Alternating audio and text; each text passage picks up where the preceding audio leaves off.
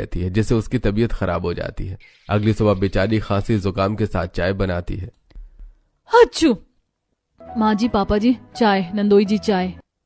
अरे मैं इसी का ही इंतजार कर रहा था। भाभी, आप सच में लाजवाब खाना बनाती हो। जी नंदोई जी। ओहो, नाश्ते में आलू का पराठा भी है, मजा आ गया। भाभी जरा और 2 आलू के पराठे दे दो। अब तो नहीं है। अरे तो अपनी प्लेट में से दे दो और बना लेना। हाँ बहू, दे दे, सोच क्या रही है। हाँ, नई बहू के नाम पर इन लोगों ने मुझसे सब कुछ छीन लिया, अब खाना भी।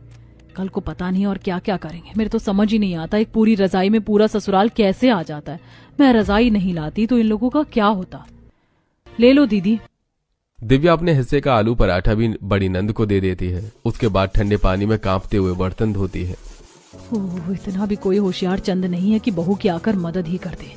अरे बर्तन ही लगा दो, पर नहीं, सारा काम नई बहू करेगी। घर के सब लोग थोड़ी धूप में बैठे होते हैं। दिव्या जैसे ही बर्तन लेकर अंदर जाती है तो नंद नंदोई की चुपके से बात सुन लेती है।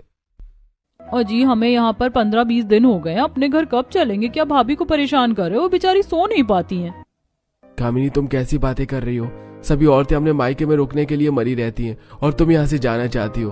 अरे तुम्हारी भाभी की नरम नरम रजाई में सोने का मौका मिल रहा है और फिर वो इतना अच्छा खाना भी बनाती हैं। तुम घर जाओगी तो तुम्हें भी मेहनत करनी पड़ेगी और हमारी रजाई तो फटी हुई है, अभी पैसे भी नहीं है मेरे पास। समझ सकती हो ना? तो यहीं रह लो। अच्छा ठीक है। अच्छा तो ये बात है, ये दोनों भी यहाँ पर नहीं होते तो मेरे को इतनी मेहनत नहीं करनी पड़ती। इन लोगों की वजह से ही ज्यादा अटरम शटरम बनाना पड़ता है, और ये लोग चले भी जाते तो मैं अपने ससुराल वालों के साथ एक ही रजाई में आराम से सोई। लेकिन नहीं, कि लोग भी गरीब हैं, इनके पास भी कुछ नहीं है।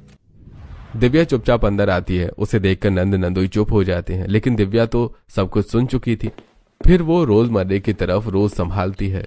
एक रात सब सो रहे होते हैं कि 2-3 चूहे जाकर दिव्या की रजाई को भी अलग अलग जगह से कुतर देते हैं, जिससे वो भी ठीक से सोने लायक नहीं बचती। अगली रात, हे भगवान, अब हम कैसे सोएंगे? ये रजाई भी नहीं बची। बाजी, ये तो मेरी फेवरेट रजाई थी, ये भी चूहे ने कुतर दी। अब हम सब लोग कैसे सोएंगे? इसमें तो हवा घुसेगी जगह जगह से। हाँ, दिव्या को तो वैसे ही इतने दिन से रजाई भी नहीं मिल रही थी, अब ये भी रही नहीं।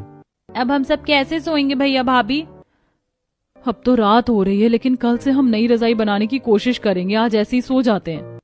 घर वाले फटीचर रजाई में सो जाते हैं और बहू पहले की फटी रजाई ओढ़ लेती है। सुबह बहू और नंद सारी रजाई की रुई अलग कर रहे थे।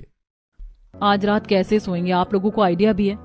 देखिए, जितनी जल्दी सारे लोग काम पर लगेंगे उतना ही काम जल्दी होगा। पहले की दोनों पुरानी रजाई की सारी रुई निकालकर धूप में डालनी होगी और खुली खुली करनी है। मैं बाजार से कपड़ा लेकर आती हूँ। राघव जी, आपका प्रमोशन कभी होगा भी या नहीं?